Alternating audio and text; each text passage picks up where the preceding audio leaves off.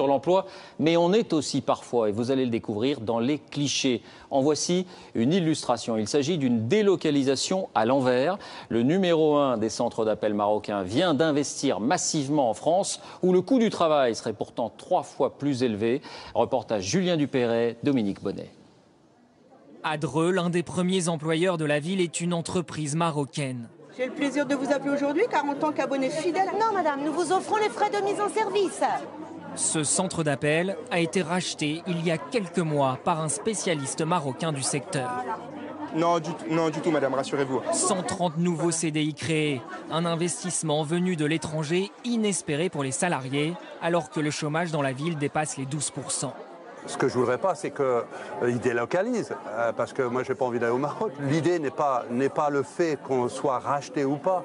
Le fait, c'est qu'on puisse travailler. Des centres d'appel marocains en France, c'est un peu le monde à l'envers. Jusqu'ici, ce sont plutôt les emplois français qui partaient vers des pays où la main-d'œuvre coûte moins cher, comme le Maroc, le Sénégal ou ici la Tunisie. Alors, comment expliquer l'arrivée d'entreprises marocaines dans une France où les salaires et les charges sont bien plus élevés? Un numéro de téléphone, s'il vous plaît. 30 €, c'est le coût d'une heure de travail dans un centre d'appel en France, tandis qu'au Maghreb, cela revient à 13 €. Ce patron marocain a lui aussi installé une plateforme téléphonique en Normandie. Ça va? Et peu importe le coût, il y a de la demande, une demande bien précise.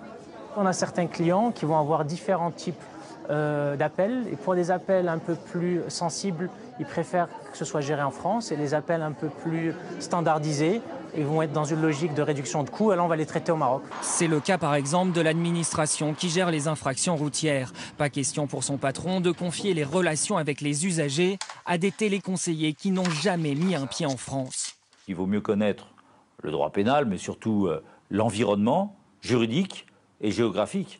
Il faut connaître un peu le code de la route. Donc nous, on souhaite que les téléconseillers disposent d'un permis de conduire ou d'un apprentissage au permis de conduire.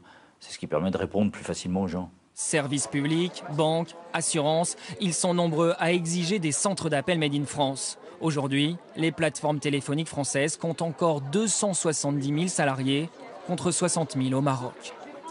On en vient maintenant au